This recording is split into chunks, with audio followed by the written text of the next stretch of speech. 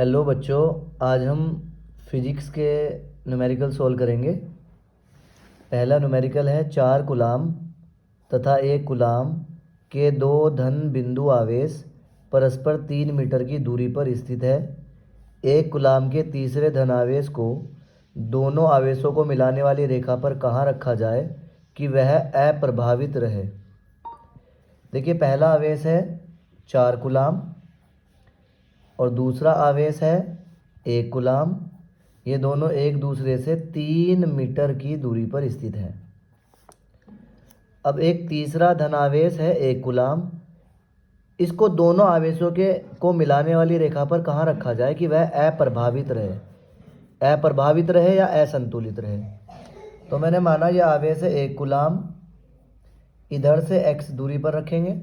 Total दूरी 3 थी, x इधर हो गई तो बची दूरी हो गई 3 माइनस x।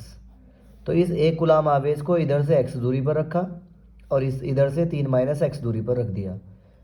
यहाँ का बल मैंने माना F1 और यहाँ का बल मैंने माना F2। जब संतुलित अवस्था होगी यानी कि संतुलित अवस्था में दोनों बल बराबर हो जाएंगे, F1 बराबर F2। अब दो आवेशों के लिए बल का फॉर्मूला आपको पता है, कूलाम के नियम से F बराबर 1/4πε0 Q1 Q2 upon R square. F1 का मान है 1/4πε0। पहला आवेश है 4 गुणा दूसरा है 1 और बटे में x का स्क्वायर बराबर 1/4πε0। यहाँ पे एक आवेश है 1, दूसरा भी 1, तो 1 गुणा 1 और बटे में यहाँ से लेके यहाँ तक की दूरी है 3 माइनस x का स्क्वायर। 1/4πε0 से 1/4πε0 कैंसिल, 4 एकम 4 बटे में x स्क्वायर बराबर 1 एकम 1 अपॉन में 3 माइनस x का स्क्वायर। देखिए, 4 को हम 2 का स्क्वायर लिख सकते हैं और ये x का स्क्वायर है, ये 1 का स्क्वायर है, यहाँ 3 माइनस x का होल स्क्वायर है। इस पूरे को मैं 2 बटे x का होल स्क्वायर कर सकता हूँ और इसको 1 बटे 3 माइनस x का होल स्क्वायर। स्क्वायर से स्क्वायर कट गया, 2 बटे x बराबर 1 बटे 3 माइनस x। इसकी गुणा इधर, इसकी इधर होगी, तो 2 की गुणा इसमें करिएगा, 2 की गुणा होगी 3 माइनस x पूरे में और x एकम x, 2 तिया 6 माइनस 2x एकम 2x बराबर x। तो 6 बराबर x प्लस 2x, तो 6 बराबर 3x और x बराबर 6, ये 3 अपॉन में जाएगा, 3 दूनी 6, तो x बराबर 2 मीटर दूरी हो जाएगी। तो ये जो हमने डायग्राम बनाया था मैं दोबारा से बना देता हूँ। ये 4 कूलाम आवेश था, ये 1 कूलाम आवेश था, इधर से दूरी x थी, x का मान आ गया 2 मीटर और ये 1 कूलाम आवेश था। टोटल दूरी 3 मीटर थी, तो इधर 2 मीटर हो गई, तो इधर बचेगा 1 मीटर। सवाल पूरा हो गया। कूलाम के नियम का उपयोग जब दो बिंदु आवेश दिए हो और तीसरे को कहाँ पर रखे कि संतुलन की अवस्था हो, उसके लिए ये पहला सवाल कंप्लीट हो चुका है। अब हम आएंगे दूसरे क्वेश्चन पर। तो दूसरा सवाल है हमारा, एक बार सवाल ध्यान से पढ़ेंगे।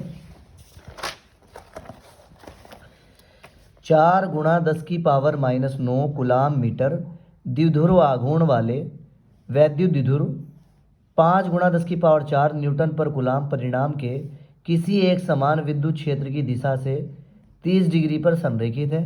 द्विध्रुव पर कार्यरत बल आघूर्ण का मान ज्ञात कीजिए। तो बल आघूर्ण हमें पता है, बल आघूर्ण होता है टॉ और उसका फॉर्मूला होता है PE साइन थीटा। P क्या होता है? P होता है विद्युत द्विध्रुव आघूर्ण और इसमें E क्या होता है? E होता है विद्युत क्षेत्र और थीटा हमें पता ही है, थीटा होता है कोण। अब हम सवाल पढ़ेंगे और जो वैल्यू दी है वो लिखेंगे इसमें। 4 गुणा 10 की पावर -9 कूलाम मीटर द्विध्रुव आघूर्ण, तो द्विध्रुव आघूर्ण दिया है 4 गुणा 10 की पावर -9 कूलाम मीटर। 5 गुणा 10 की पावर 4 न्यूटन पर कूलाम के किसी एक समान विद्युत क्षेत्र में, विद्युत क्षेत्र E बराबर दिया है 5 गुणा 10 की पावर 4 न्यूटन पर कूलाम, विद्युत क्षेत्र की दिशा से 30 डिग्री पर संरेखित है, तो थीटा का मान हो गया 30 डिग्री। द्विध्रुव पर कार्यरत बल आघूर्ण हमें टॉ निकालना है, तो टॉ का फॉर्मूला अभी हमने पढ़ा PE साइन थीटा। तो टॉ बराबर P की वैल्यू है 4 गुणा 10 की पावर -9 गुणा E की वैल्यू है 5 गुणा 10 की पावर 4 और गुणा साइन थीटा का मान है 30। अब 5 की गुणा 4 में करेंगे, 5 चौक 20 हो जाएगा, गुणा 10 की पावर माइनस की 9 और प्लस की 4, माइनस की ज़्यादा है तो 9 में से 4 घटा के माइनस की 5 और साइन 30 का मान 1/2। 2 से 20 को कट करेंगे तो 10 आएगा। टॉ बराबर 10 गुणा 10 की पावर -5, 10 की पावर प्लस की 1 है और 10 की पावर माइनस की 5 है, तो 10 की पावर माइनस की ज़्यादा है, 5 में से 1 घटाओ 4 बचेगी और टॉ का वैल्यू आ गया 10 की पावर -4 न्यूटन मीटर। ये दूसरा क्वेश्चन पूरा हो गया। तीसरा सवाल पढ़ेंगे। अनंत लंबाई की आवेश रेखा पर आवेश का रेखीय घनत्व 4 माइक्रोकुलाम पर मीटर है। इस रेखा से 4 मीटर की दूरी पर विद्युत क्षेत्र की तीव्रता ज्ञात कीजिए। देखिए अनंत लंबाई का तार है, ये एक अनंत लंबाई का तार हो गया और इसका रेखीय आवेश घनत्व होता है लैम्डा। लैम्डा का मान है 4 माइक्रोकुलाम पर मीटर, सवाल में दिया हुआ है। इससे 4 मीटर की दूरी पर, दूरी को बोलते हैं आर, कितना मीटर है 4 मीटर की दूरी पर कोई बिंदु होगा, उस पर निकालना है विद्युत क्षेत्र। तो अनंत लंबाई के आवेशित तार के निकट विद्युत क्षेत्र का फॉर्मूला था 1/2 pi epsilon 0 lambda upon r, लेकिन 2 को 4 करने के लिए 2 की गुणा यहाँ नीचे करी और 2 की ऊपर करी, तो यहाँ से 1/2 दूनी 4 पाई एप्सिलॉन 0, 2 की गुणा यहाँ हो जाएगी 2 लैम्डा एकम 2 लैम्डा अपॉन में आर। याद रहे जब भी सवालों में विद्युत क्षेत्र या चुंबकीय क्षेत्र हो तो सारी दूरी मीटर में होगी। ये मीटर में है, सही है, ये भी मीटर में है तो सही है, अगर सेंटीमीटर में हो तो मीटर में बदलना पड़ता है। 1/4 पाई एप्सिलॉन 0 का मान 9 गुणा 10 की पावर 9 गुणा 2 गुणा लैम्डा की वैल्यू 4, लेकिन माइक्रो में नहीं लगाते, माइक्रो को हटा के आता है गुणा में 10 की पावर -6, तो 4 गुणा 10 की पावर -6 कुलाम पर मीटर। तो यहाँ लैम्डा का मान लगाया मैंने 4 गुणी 10 की पावर -6 अपॉन आर, आर भी 4 है, 4 से 4 कैंसिल हो गया और 9 दूनी 18 गुणा 10 की पावर 9 में 6 घटाएंगे 3 और विद्युत क्षेत्र का मात्रक न्यूटन पर कुलाम। पहले चैप्टर के 3 क्वेश्चन हो गए। पहला था हमारा कुलाम के नियम पर आधारित, F बराबर 1/4 pi epsilon 0 Q1 Q2 upon R square. दूसरा सवाल हो गया बलागुण टॉ बराबर P साइन थीटा पे आधारित। तीसरा सवाल हो गया अनंत विस्तार का कोई तार है, उसके निकट विद्युत क्षेत्र की तीव्रता E बराबर 1/2 pi epsilon 0 lambda by r. 2 pi को 4 करने के लिए 2 की गुणा करी नीचे, 2 की ऊपर करी, तो फॉर्मूला हो गया 1/4 pi epsilon 0 2 lambda by r. उसके बाद आगे सवाल नंबर 4, बहुत बढ़िया सवाल है। 5I + 10J न्यूटन पर कुलाम के एक समान विद्युत क्षेत्र में, हमें सवाल में दे दिया विद्युत क्षेत्र और सभी बच्चों को पता है विद्युत क्षेत्र को हम E से लिखते हैं और E का वैल्यू दिया है 5I + 10J न्यूटन पर कुलाम।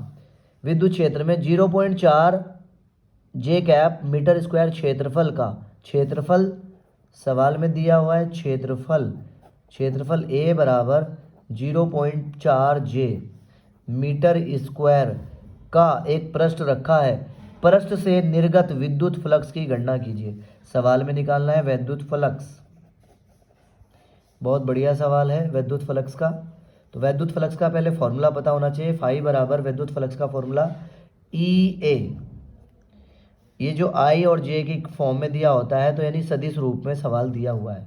इसके लिए कंडीशन है, याद रखिएगा, I का डॉट अगर I में कर दे या J का डॉट J में कर दे और K का डॉट K में कर दे तो आंसर आता है 1। अगर I का डॉट J के साथ हुआ या J का डॉट K के साथ हुआ या K का डॉट I के साथ हुआ तो आंसर आएगा 0। तो हमें I का I में ही करना पड़ेगा और J का डॉट J में करना पड़ेगा। सवाल देखिए कैसे होगा, बहुत सिंपल है।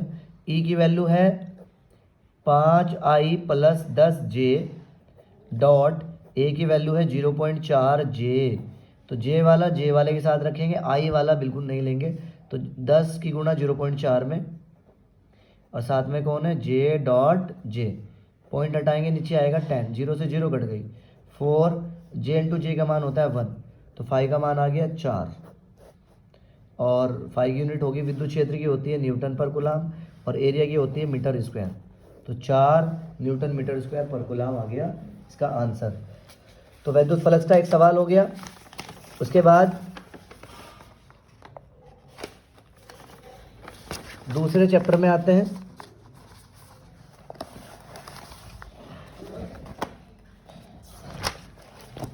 दूसरे चैप्टर का पहला सवाल, 900 पिको फैरड का एक संधारित्र, संधारित्र क्या जो फैरड में होती है वो धारिता होती है, क्योंकि धारिता का फॉर्मूला होता है C बराबर Q/V विद्युत धारिता, और विद्युत धारिता का मात्रक होता है फैरड। आवेश को संचित करने की क्षमता कहलाती है विद्युत धारिता। फॉर्मूला होता है Q/V, मात्रक होता है फैरड F। अब सवाल में दिया है 900 पिको फैरड, 900 पिको फैरड का संधारित्र यानी संधारित्र की धारिता C बराबर 900 पिको फैरड। तो 900 पिको नहीं लगाते, पिको को हटा के गुणा में 10⁻⁻12 आता है, क्योंकि मात्रक है फैरड। 100 वोल्ट की बैटरी से जुड़ा है, वोल्टेज दी है 100 वोल्ट। संधारित्र में कितनी स्थिर वैद्युत ऊर्जा संचित होगी? तो वैद्युत ऊर्जा का फॉर्मूला, वैद्युत ऊर्जा U निकालेंगे, वैद्युत ऊर्जा निकालेंगे U, कितनी वैद्युत ऊर्जा संचित होगी? तो U बराबर फॉर्मूला है 1/2 CV²। तो U बराबर 1/2, C की वैल्यू है 900 गुणा 10⁻⁻12 गुणा V², V की वैल्यू है 100 गुणा 100। तो U बराबर 2 से इसको कट करेंगे 50 हो जाएगा। तो यहाँ पे 9 और आगे 0 है, 1 2 3 4 और एक ये 0 है 5। तो 9 गुणा ये तो 5 है ही, और कितने 0 है, 1 2 3 4 5, 10⁻5 और गुणा 10⁻⁻12। तो U बराबर 9 पंजे 45 गुणा 10⁻⁻12 बड़े हैं, -5 छोटी वैल्यू है, तो 12 में से 5 घटाओगे -7 जूल आंसर आ गया संधारित्र में संचित ऊर्जा। अगला सवाल बहुत अच्छा है, दूसरे चैप्टर का सवाल नंबर 2। √2 मीटर भुजा वाले एक वर्ग के चारों कोनों पर, देखिए वर्ग बनाना है, वर्ग होता है जिसकी सारी भुजाएं बराबर हों, जिसकी सारी भुजाएं बराबर हो वो वर्ग कहलाता है। वर्ग की जो भुजा दी हुई है वो √2 है, वर्ग की सारी भुजा बराबर होती है, और इसमें √2 मीटर दी हुई है सारी भुजाएं, √2 मीटर। इसके चारों कोनों पर पहला कोना जो है उसको A बिंदु कहा, दूसरे कोने को B कहा, तीसरे को C, चौथे को D। पहले कोने पर 3 गुणा 10⁻⁻9, 3 गुणा 10⁻⁻9 कूलाम, दूसरे कोने पर +2 गुणा 10⁻⁻9 कूलाम, तीसरे कोने पर -3 गुणा 10⁻⁻9 कूलाम, और चौथे कोने पर 4 गुणा 10⁻⁻9 कूलाम आवेश रखे हुए हैं। इसके केंद्र पर, यहाँ सेंटर होगा, केंद्र पर विभव निकालना है। केंद्र पर अगर विभव निकालना है तो इसके विकर्ण को मिला दीजिए, पहला डायगोनल यानी विकर्ण ये है और दूसरा विकर्ण ये है। तो मैं देखता हूँ इसमें से हम एक त्रिभुज अलग कर लेंगे, एक त्रिभुज अलग करने पर हम देखेंगे बिंदु A है, ये D है और ये C है, ये √2 है, ये √2 है, ये वैल्यू है 3 गुणा 10⁻⁻9 कूलाम, ये वैल्यू है -3 गुणा 10⁻⁻9 कूलाम, ये वैल्यू है 4 गुणा 10⁻⁻9 कूलाम। देखिए इसमें ये भुजा लंब है, ये भुजा आधार है, ये भुजा कर्ण है। तो पाइथागोरस थ्योरम अगर मैं इसमें लगाऊं, पाइथागोरस पर में कर्ण का स्क्वायर बराबर लंब का स्क्वायर प्लस आधार का स्क्वायर, तो कर्ण का स्क्वायर इसमें निकालना है, लंब है √2 का स्क्वायर प्लस आधार भी √2 है तो उसका भी स्क्वायर, √2 का स्क्वायर 2, √2 का स्क्वायर 2, 2 और 2 4, कर्ण का स्क्वायर था इधर, स्क्वायर का इधर √ लग गया तो आंसर आया 2। तो ये पूरी भुजा 2 हो गई, और अगर मैं इसको आधी भुजा करूँ तो ये भी 1 हो जाएगा, ये भी 1, क्योंकि 1 और 1 2 हो गया, ये भी 1 हो जाएगा और ये भी 1। तो केंद्र पर मुझे विभव निकालना है इसके, तो केंद्र पर विभव निकालना है केंद्र पर, तो एक तो A की वजह से विभव, तो VA plus VB plus VC plus VD, चारों कोनों पर, चारों कोनों से मैं केंद्र पर विभव निकाल रहा हूँ। और विभव का फॉर्मूला होता है 1/4πε0 Q/R। तो यहाँ से देखेंगे 1/4πε0, A का जो आवेश है वो है 3 गुणा 10⁻⁻9 और दूरी है 1 मीटर, सेम प्लस 1/4πε0, दूसरा आवेश है 2 गुणा 10⁻⁻9 जो सवाल में दिया हुआ है और दूरी 1 मीटर है, प्लस तीसरे के लिए 1/4πε0, तीसरा आवेश है -3 × 10⁻⁹ बटे में दूरी 1 है। फिर प्लस 1/4πε0, चौथा आवेश है 4 × 10⁻⁹ दूरी 1 है। यहाँ से 1/4πε0 कॉमन आ जाएगा, यहाँ बचेगा 3 × 10⁻⁹, 1 से भाग देंगे ये रहेगा, प्लस ये भी बाहर आ गया कॉमन, और ये 2 × 10⁻⁹ plus minus -3 × 10⁻⁹ plus 4 × 10⁻⁹, -3 × 10⁻⁹ plus 3 × 10⁻⁻2 cancel out. 1/4πε0 का मान होता है 9 × 10⁹, अंदर 2 × 10⁻9 प्लस 4 × 10⁻9, 4 और 2 6 × 10⁻⁻9, 10⁻9 प्लस 9 कट गई, 9 की गुणा 6 में करिए, 9 6 की 54 वोल्ट आ गया। केंद्र पर विभव हमें प्राप्त हो चुका है। उसके बाद अगला सवाल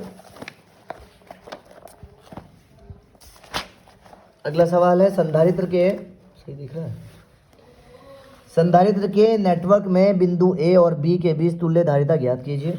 देखिए मैं पहले एक नेटवर्क बना रहा हूँ, ये सवाल में दिया हुआ है, कितना लिखा हुआ है यहाँ पे 3 माइक्रोफैरड, फिर एक और ये भी 3 माइक्रोफैरड, एक और ये भी 3 माइक्रोफैरड। ये पूरा डायग्राम मैं बना रहा हूँ जो सवाल में आया हुआ है। 3 माइक्रोफैरड 3 बार है, फिर यहाँ पर सेंटर में इसके 18 माइक्रोफैरड है, फिर इसमें 6 माइक्रोफैरड जुड़ा हुआ है, और फिर उसके बाद बाहर 4 माइक्रोफैरड, और इस तरीके से आगे यहाँ पर एक बैटरी जुड़ी हुई है जिसकी वोल्टेज है 2 वोल्ट। इस तरीके से डायग्राम पूरा हो रहा है। इस बिंदु को बी कहा गया और इस बिंदु को ए कहा गया। सवाल में सबसे पहले बिंदु ए और बी के बीच टोटल धारिता निकालनी है। तो धारिता अगर श्रेणी क्रम में देखूँ, मैं श्रेणी क्रम में जो तुल्य धारिता का सूत्र है वो है 1/c बराबर 1/c1 plus 1/c2 plus 1/c3। और अगर समांतर क्रम में देखें, समांतर क्रम में तुल्य धारिता, तो उसका फॉर्मूला है c बराबर c1 plus c2 plus c3। तो ये देखिए तीनों आमने सामने आ रहे हैं, तीनों में अलग अलग आवेश या धाराएं जाएंगी। वैसे यहाँ पे आवेश जाएगा, संधारित्रों में आवेश प्रवाहित होता है, तो तीनों में अलग अलग जा रहा है, तो तीनों समांतर क्रम में हो गई। कौन कौन? 3 माइक्रोफैरड, 3 माइक्रोफैरड व 3 माइक्रोफैरड को समांतर क्रम में जोड़ने पर, समांतर क्रम में जोड़ने पर, समांतर क्रम में जोड़ेंगे तो c बराबर फॉर्मूला था c1 plus c2 plus c3, तो 3 प्लस 3 प्लस 3 ये हो गया 9 माइक्रोफैरड। इन तीनों को जोड़ के 9 आ गया। अब 9 के साथ यहाँ 18 एक ही लाइन में आएगा, तो ये 18 माइक्रोफैरड और 9 माइक्रोफैरड को हम जोड़ लेंगे श्रेणी क्रम में, श्रेणी क्रम में जोड़ने पर। तो श्रेणी क्रम का फॉर्मूला था 1/c बराबर 1/c1 plus 1/c2 plus 1/c3। तो यहाँ पर 1/18 प्लस 1/9 हो जाएगा। तो 1/ इसको मैं c डैश मान लेता हूँ। तो 18 एलसीएम आ गया, 18 के 18 और 9 का पार्ट 18 में 2 बार चलता है, 9 दूनी 18। 1/c डैश बराबर 2 और 1 3, 3/18, 3 एकम 3, 3 छंग 18, c डैश एकम c डैश और 6 एकम 6 माइक्रोफैरड। यहाँ तक का डायग्राम क्लियर हो गया है। इसका 9 आंसर आया था, 9 को 18 में श्रेणी क्रम में जोड़ा तो आंसर 6 आ गया। यहाँ तक का डायग्राम मैं बना रहा हूँ कि इनको जोड़कर 6 माइक्रोफैरड बन चुका है, और नीचे डायग्राम में 6 ही माइक्रोफैरड था, दोबारा से 6 माइक्रोफैरड था, और यहाँ पे बाहर 4 माइक्रोफैरड था। ये बिंदु B है और ये बिंदु A है। अब हम देखेंगे आमने सामने है तो समांतर क्रम में हो गए 6 माइक्रोफैरड और 6 माइक्रोफैरड को समांतर क्रम में जोड़ा। समांतर क्रम में जोड़ने पर c डबल डैश बराबर c1 प्लस c2, 6 और 6 कितना हो गया 12 माइक्रोफैरड। तो दोबारा से जब मैं डायग्राम ड्रॉ करूंगा 4 माइक्रोफैरड और यहाँ पे हो गया 12 माइक्रोफैरड। ये बिंदु B और ये बिंदु A, ये दोनों एक ही लाइन में है तो श्रेणी क्रम में हो गए। श्रेणी क्रम का फॉर्मूला 1/c बराबर 1/ पहला है 4 प्लस 1/ दूसरा है 12। तो 1/c बराबर 4 और यहाँ 12 है, 12 एलसीएम आ गया, 4 का पहाड़ा 12 में, 4 तिया 12 और 12 एकम 12, 1/c बराबर 3 और 1 4 और नीचे है 12, तो 4 एकम 4 और 4 तिया 12, सी एकम सी और 3 एकम 3 माइक्रोफैरड। ये टोटल धारिता आ गई बिंदु ए और बी के बीच। अब हमें इस सवाल में विभवांतर निकालना है। विभवांतर से पहले हम निकालेंगे आवेश। आवेश क्यू बराबर फॉर्मूला होता है सी वी। सी कितना आया 3 और वोल्टेज कितनी थी, वोल्टेज लगी हुई थी 2 वोल्ट, तो 6 3 दूनी 6 वोल्ट, 6 माइक्रो कूलाम आवेश हो गया। अब मुझे निकालनी है वोल्टेज, किस में निकालनी है, वोल्टेज निकालनी है 4 माइक्रोफैरड में, तो वोल्टेज बराबर फॉर्मूला होगा क्यू अपॉन सी। क्यू कितना है 6 माइक्रो कूलाम और सी कौन से वाला 4 माइक्रोफैरड, तो 4 माइक्रोफैरड लिख लेंगे, माइक्रो से माइक्रो कट जाएगा, 4 एकम 4, 2 बचेगा, 4 पंजे 20, इतना वोल्ट आ जाएगा 4 माइक्रोफैरड में वोल्टेज। अगला सवाल,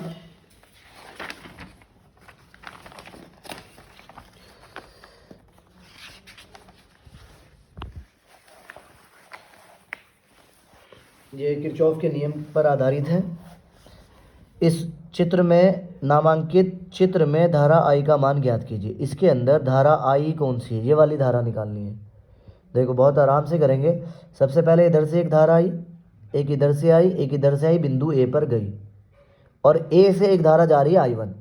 तो आपको पता है आने वाली धाराओं का योग जाने वाली धारा के बराबर होता है। तो इस बिंदु ए पर एक तो आ रही है 5 एम्पियर की धारा, दूसरी आ रही है 2 एम्पियर की धारा, जोड़ देंगे, तीसरी आ रही है 3 एम्पियर की धारा, जोड़ दिया, बराबर इससे ए से जा कौन रही है I1, तो I1 के बराबर हो गई है।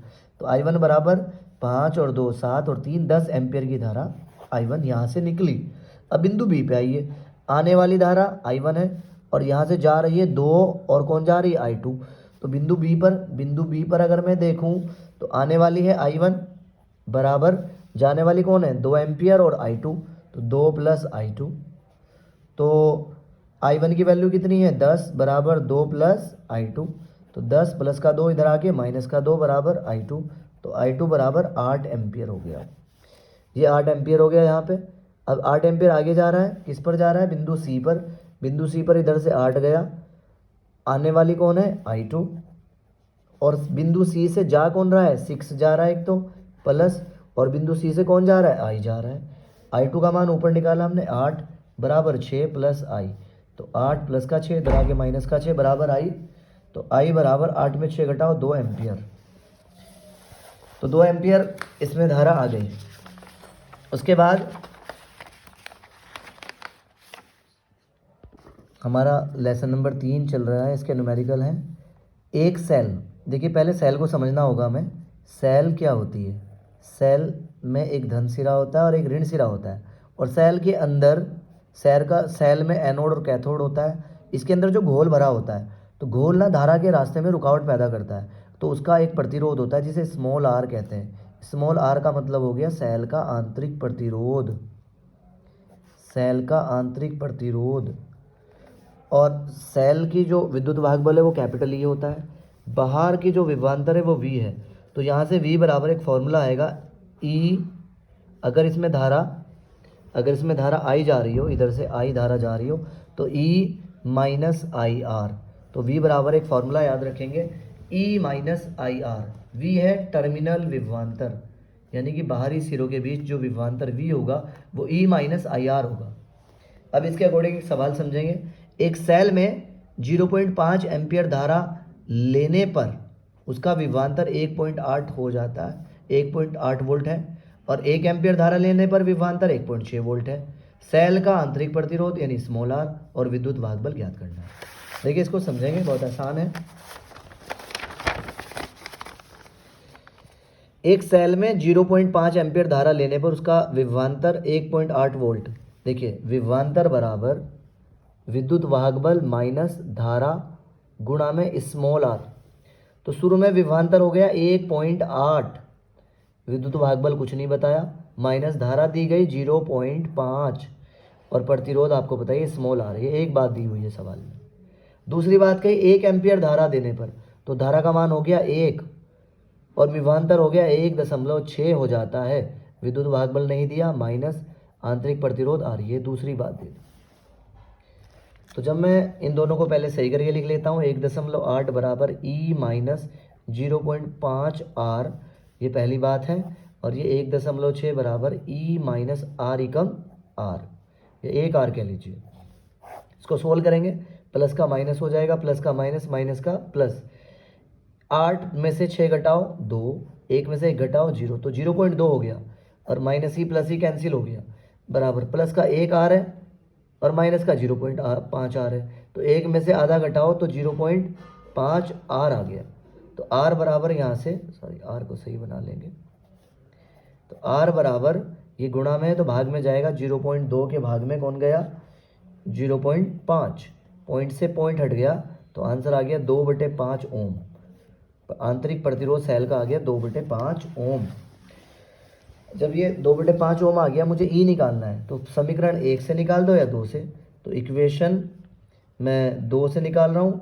इक्वेशन 2 थी 1.6 बराबर ई माइनस 1 गुणा आर, तो 1.6 बराबर ई माइनस आर की वैल्यू है 2/5, तो 1.6 बराबर ई माइनस 5 से भाग कर दो, 5 चौक 20, ये माइनस का इधर आके 1.6 में प्लस हो जाएगा 0.4 बराबर ई 1.6 और 0.4, 6 4 10 की 0 हासिल 1, 1 में 0 जोड़ो 1 और 1 हासिल 2, तो ई की वैल्यू हो गई 2 वोल्ट।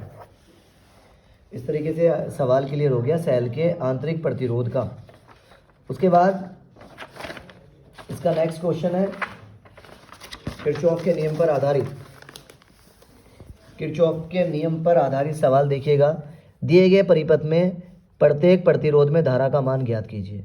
हर एक प्रतिरोध में धारा देखने कितनी जा रही है। मैंने सवाल को देखा अच्छे से। एक बैटरी यहाँ जुड़ी है, इसका प्लस सिरा है, तो यहाँ से धारा निकलेगी I1।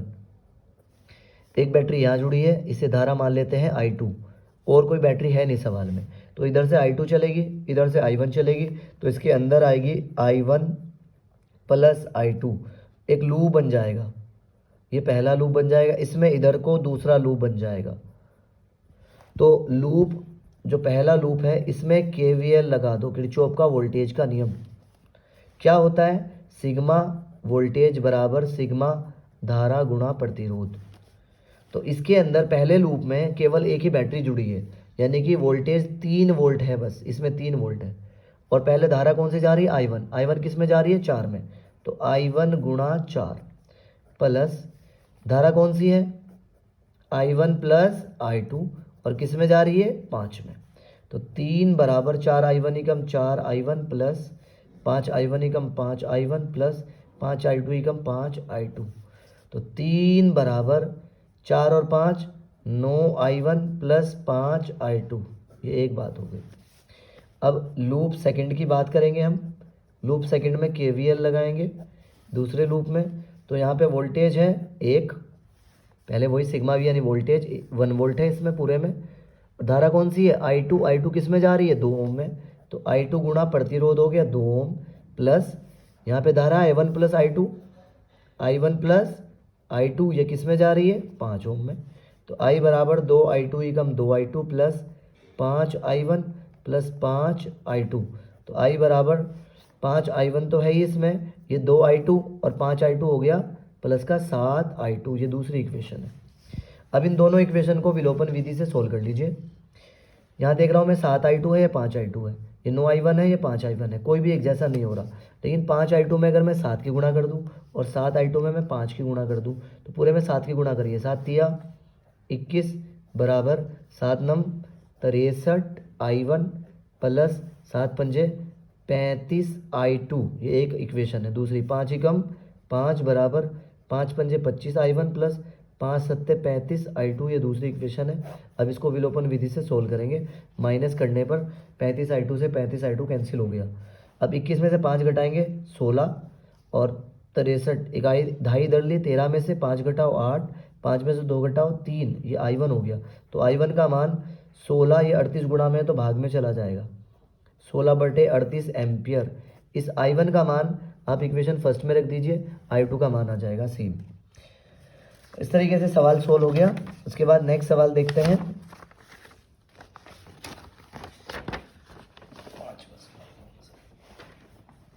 उसके बाद नेक्स्ट क्वेश्चन है हमारे पास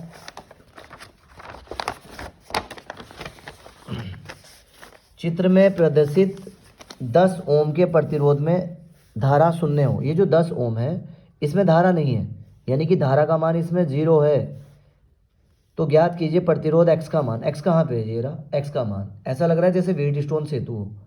ये प्रतिरोध P, ये Q, ये R, ये S। x का मान निकालिए और 4 ओम के प्रतिरोध में धारा, 4 ओम के प्रतिरोध, इसमें धारा कितनी जा रही है निकालिए। तो सबसे पहले तो मैं इस सवाल में जब x निकालूंगा तो मुझे पता है इसको P मान लेते हैं, इसको Q, इसको R और इसको S। तो हमें पता है P/Q बराबर होता है R/S। तो P की वैल्यू 3 है बटे में, Q की वैल्यू 6, R की वैल्यू x और S की वैल्यू 12। तो यहाँ से 3 दूनी 6, 12 एकम 12/2 बराबर x बराबर 2 छकी 12। तो x का मान 6 आ गया, 6 ओम आ गया x का मान। अब उसके बाद इसमें कहा कि 4 ओम में धारा बताइए, इसमें धारा कितनी है। देखिए धारा यहाँ से चलेगी, धारा यहाँ से चल के, इसमें तो धारा 0 है तो यहाँ से चल के सेम धारा इधर को आ रही है और जितनी धारा इधर से जा रही है उतनी धारा इसमें जा रही है। यानी कि यहाँ पे अगर धारा I1 हो तो यहाँ भी I1 है और यहाँ पे I2 हो तो यहाँ भी I2 है और बाहर से धारा मान लो I धारा दो भाग में बटी, I1 और I2। I1 धारा आगे तक गई, I2 धारा इधर को गई। तो इन जिनमें सेम धारा जाती है वो श्रेणी क्रम में होते हैं। तो श्रेणी क्रम में 3 और 6 हो गए, तो 3 और 6 देखो, 3 + 6 9, और श्रेणी क्रम में हो गए x का मान कितना आया था 6, तो 6 + 12 18। तो ये 6 ओम श्रेणी क्रम में हो गया, नहीं 3 और 6 9 ओम और 6 और 12 18 ओम। ये श्रेणी में थे और ये श्रेणी में थे। फिर आमने सामने कौन से क्रम में होंगे? समांतर क्रम में। तो पहले तो हमने 3 ओम और 6 ओम को श्रेणी क्रम में जोड़ा तो 9 ओम आया, और 6 ओम और 12 ओम को श्रेणी क्रम में जोड़ा तो 18 ओम आया। अब 9 ओम और जो 18 ओम आया इसको समांतर क्रम में जोड़िए। समांतर क्रम का फॉर्मूला है 1/C बराबर 1/R बराबर 1/R1 + 1/R2। 1/R बराबर 1/9 + 1/18। 9 का डबल होता है 18। तो 1/R बराबर, यहाँ 18 LCM आ गया, 2 एकम 2 और 1 3, 3 छंग 18। तो R बराबर 6 ओम आ गया यहाँ पे। तो कुल प्रतिरोध आ गया हमारा, कुल प्रतिरोध हमारा यहाँ पर 6 ओम हो गया इन चारों का। और बाहर कितना लगा हुआ है? 4। तो ये जो 6 ओम है ये 4 ओम के साथ श्रेणी क्रम में कितना टोटल प्रतिरोध? 10 ओम हो गया। और धारा का फॉर्मूला होता है I बराबर V/R। वोल्टेज कितनी है सवाल में? 5, और प्रतिरोध हो गया 10। तो 0.5 एम्पियर धारा बह रही है 4 ओम प्रतिरोध में। उसके बाद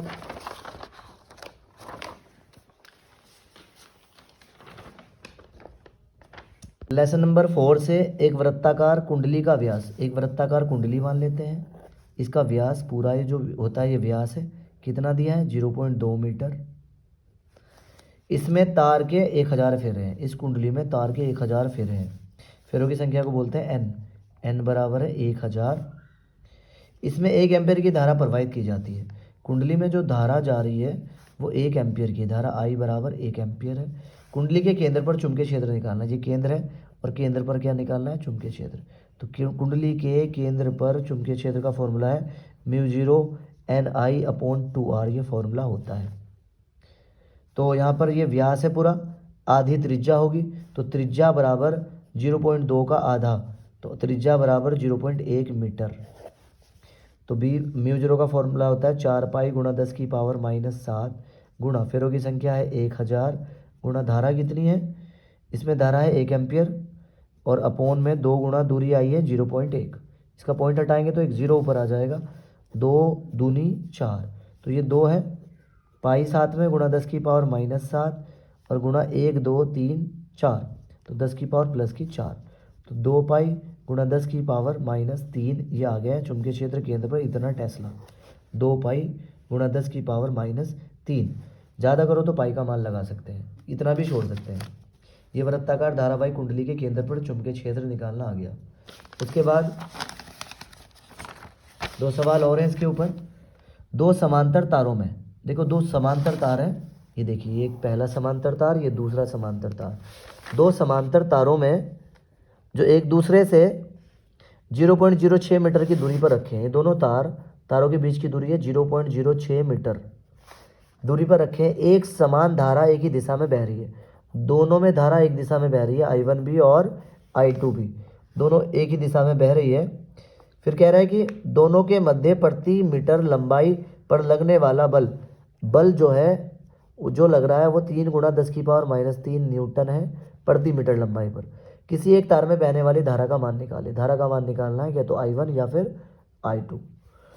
तो समान धाराएं एक ही दिशा में बह रही है, इसने कहा दोनों बराबर धाराएं हैं, यानी कि I1 का मान किसके बराबर है, I2 के, दोनों बह रही है, तो दोनों में से किसी एक का मान निकालिए।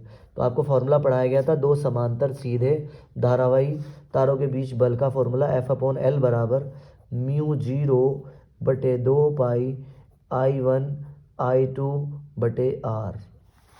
तो F/L का मान था 3 गुणा 10⁻³ प्रति मीटर का मतलब है 1 मीटर में।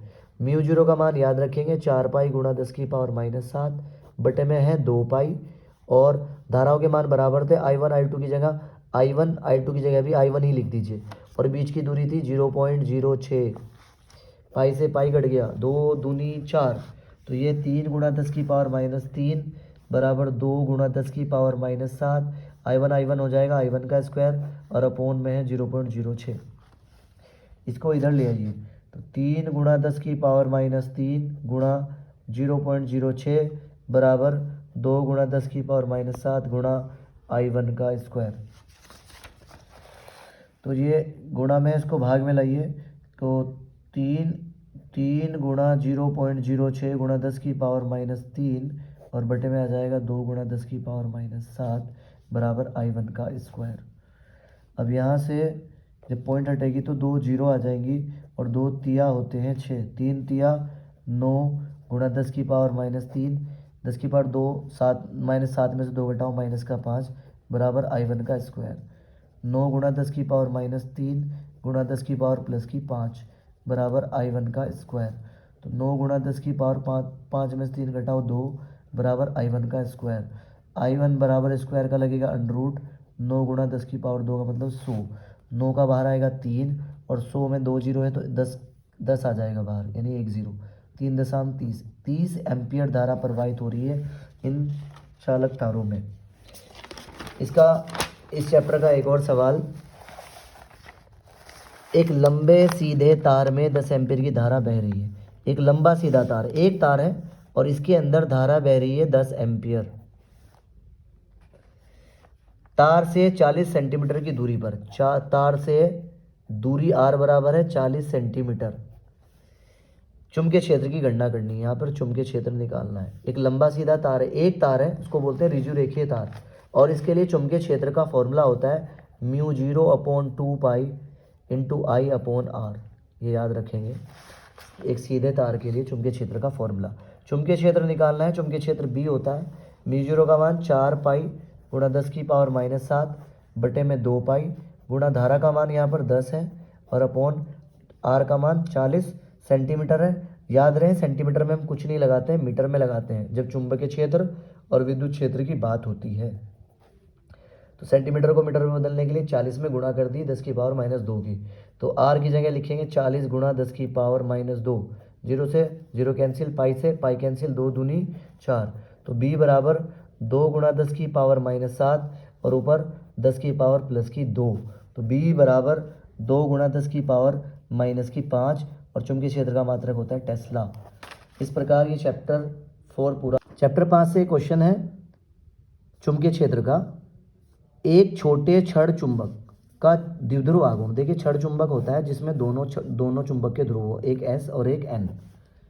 चुंबकीय आघूर्ण जैसे विद्युत द्विध्रुव आघूर्ण होता था P, और चुंबकीय आघूर्ण होता है M, और उसका मान दिया है चुंबकीय द्विध्रुव आघूर्ण का 1.25 एम्पियर मीटर स्क्वायर।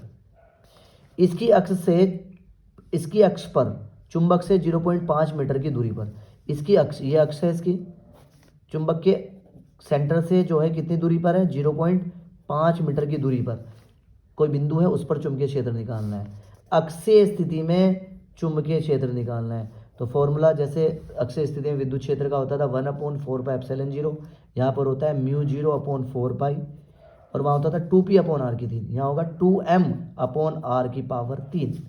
तो μ0 का वैल्यू लगाइए 4 पाई इंटू 10⁻⁻7 और नीचे 4 पाई है गुणा 2 गुणा m की वैल्यू है 1.25 और r की घात 3 कितनी दूरी पे है 0.5 तो 0.5 3 बार लिख देंगे आप। लिखने के बाद 4 पाई से 4 पाई कैंसिल, इसका पॉइंट हटाओगे तो ऊपर एक जीरो, इसकी हटाओगे तो एक और जीरो, इसका हटाओगे तो एक और जीरो, 1000 हो गया। और इसका पॉइंट हटाने पर नीचे एक के पास 2 जीरो आएंगी, दो ही डिजिट है डेसिमल के बाद, 2 जीरो से 2 जीरो कैंसिल हो गई, 5 पंजे 25, 25 पंजे 125, तीनों 5 से ये 125 कट गया। अब यहाँ पर 10⁻⁻7 गुणा में 2 और आगे बचा 10, 2.20 गुणा 10⁻⁻7 टेस्ला आंसर आ गया आपका चुंबकीय क्षेत्र का। लेसन नंबर 5 का न्यूमेरिकल कंप्लीट। चैप्टर नंबर 6 को समझने के लिए प्रेरित विद्युत वाहक बल का फॉर्मूला E बराबर -d∅/dt याद रखना होगा। फाई है फ्लक्स और फाई का फॉर्मूला LI होता है, तो E बराबर -फाई को हटा के LI लिखेंगे, L बाहर आ जाएगा और di/dt रहेगा। इस फॉर्मूले के अकॉर्डिंग हम अपना काम करेंगे। D का मतलब होता है चेंज, DI का मतलब होगा I2 - I1 और dt का मतलब होगा T2 - T1, दो टाइम इंटरवल, टाइम का जो गैप है, दो अलग अलग पोजीशन पे। सवाल देखिए, किसी परिपथ में 0.1 सेकंड में टाइम दिया हुआ है, शुरू में टाइम दिया हुआ है T1 कितना है 0.1 सेकंड, इतने टाइम में 5 एम्पियर से 0.00 एम्पियर तक गिरती है।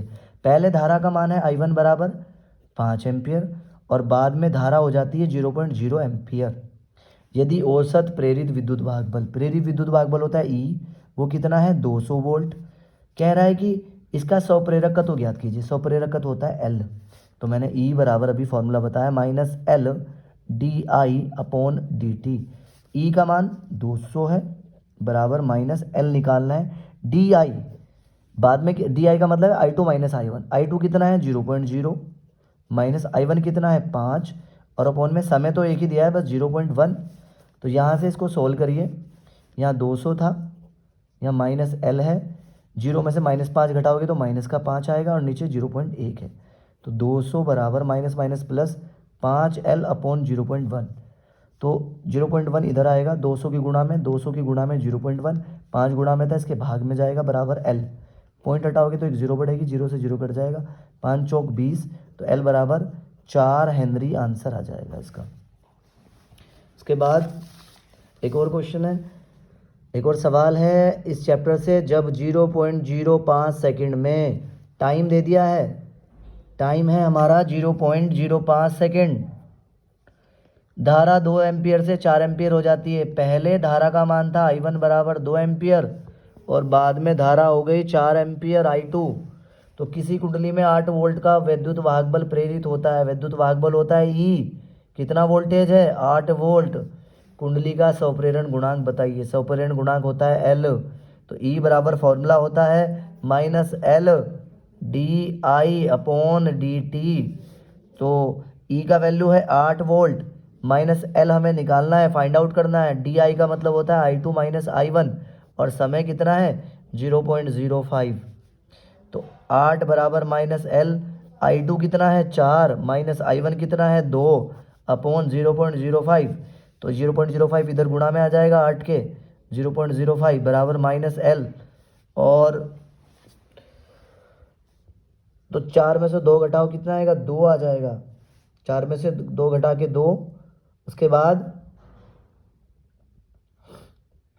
बाद यहाँ पर इसकी पॉइंट अगर हम हटाएं, ये 8 पंजे 40 हो गया, 0.40, ये 2 गुणा में था इसके भाग में चला गया -L, तो -L बराबर 2 दूनी 4, तो यहाँ पर 0.20 हेनरी हो गया, तो माइनस को छोड़ दीजिए, नेगेटिव साइन तो सिर्फ दिशा बताता है इसमें, तो स्वप्रेरकत्व का मान आ गया 0.20 हेनरी।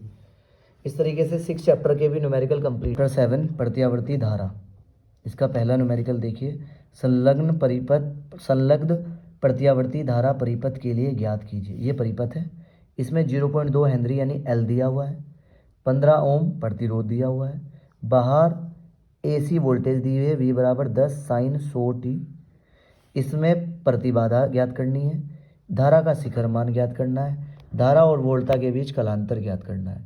तो सवाल में शुरू करता हूँ, पहले डायग्राम बना लेते हैं। शुरू में L दिया हुआ है 0.2 हेनरी और प्रतिरोध दिया हुआ है 15 ओम। और यहाँ से जो बाहर से AC वोल्टेज लगी है वो V बराबर है 10 साइन 100t। तो V बराबर फॉर्मूला होता है V0 साइन ओमेगा t। अब यहाँ से प्रतिबाधा निकालनी है Z, ये R है और ये L है, तो Z बराबर फॉर्मूला होता है अंडरूट में R² प्लस XL का स्क्वायर। L तो दिया है लेकिन XL नहीं है, तो XL का फॉर्मूला होता है ओमेगा L। तो XL बराबर ओमेगा, यहाँ पर ओमेगा का मान तुलना V0 का मान आया तुलना करने पर 10 वोल्ट, और ओमेगा का मान साइन तो साइन है, ओमेगा का मान 100 आया है। तो ओमेगा का मान 100 और L का मान 0.2, पॉइंट हटाओगे तो निश्चित 0 आएगी, 0 से 0 कैंसिल, 2.20 ओम आएगा XL का मान। तो Z बराबर अंडररूट में R², R का मतलब है 15 का स्क्वायर और XL की वैल्यू है 20 का स्क्वायर। तो 15 का स्क्वायर होता है 225 और 20 का स्क्वायर होता है 400। 400 और 200 625, 625 का बाहर 25 आ जाता है। Z का मान प्रतिबाधा आ गई, Z का मतलब है प्रतिबाधा आ चुकी है हमारे पास, पहला आंसर आ गया। दूसरा आंसर पूछ रहा है धारा का शिखर मान, धारा का शिखर मान यानी I0। तो ओम के नियम से V बराबर फॉर्मूला होता है IZ। अगर V 0 होगा तो I भी क्या होगा 0Z, यानी मैक्सिमम मान धारा का। ये I नोट निकालना है, ये गुणा में है Z तो भाग में जाएगा। तो I नोट बराबर V नोट के अपोन में Z, और V नोट की वैल्यू कितनी है 10 और Z की वैल्यू है 25। तो I नोट बराबर 10/25 एम्पियर। तीसरी बात, धारा और वोल्टता के बीच कलांतर, कलांतर होता है tan phi। tan phi बराबर होता है tan phi बराबर होता है यहाँ पर XL अपॉन R। XL कितना है 20 और R कितना है 15, 20/15 tan phi का वैल्यू हो गया।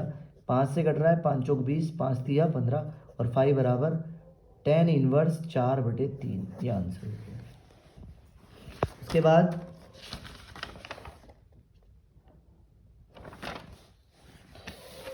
बाद लास्ट 2 क्वेश्चंस पर, किस आवृत्ति की प्रत्यावर्ती धारा के लिए 1.0 माइक्रोफैरड धारिता के संधारित्र का धारितीय प्रतिघात 1.0 हेनरी प्रेरकत्व वाली कुंडली के प्रेरकीय प्रतिघात के बराबर होगा। सवाल में पूछ रहा है किस आवृत्ति के लिए जो धारिता है C बराबर 1.0 माइक्रोफैरड, इसका प्रतिघात XC और 1.0 हेनरी प्रेरकत्व वाली कुंडली का प्रेरकीय प्रतिघात XL XC के बराबर होगा। कौन सी आवृत्ति होगी? तो वो होती है अनुनादी आवृत्ति। F0 बराबर 1/2 पाई अंडरूट में LC। तो 1/2 पाई का मान होता है 3.14, अंडरूट में L की वैल्यू है 1 और C की वैल्यू माइक्रो आ रहा है, तो 1 गुणा माइक्रो को हटाकर आता है 10⁻⁻6, 1 गुणा 10⁻�6। तो 1/2 गुणा 3.14 गुणा 1 का बाहर 1 आएगा, 10⁻⁻6 आधी होके 10⁻³ बाहर आ जाएगी अंडररूट में से। उसके बाद इसका पॉइंट हटाएंगे तो ऊपर 100 हो जाएगा, और 100 और 10⁻³ ऊपर जाके प्लस की 3 हो जाएगी। 314 का डबल हो जाएगा 628। तो यहाँ पर 100 2 0 है और 3 ही है, 10 की पावर कितनी हो गई 5 और अपोन में है 628 और आवृत्ति का मात्रक होता है हर्ट्ज। इतना ही छोड़ देंगे, आंसर काफ़ी है।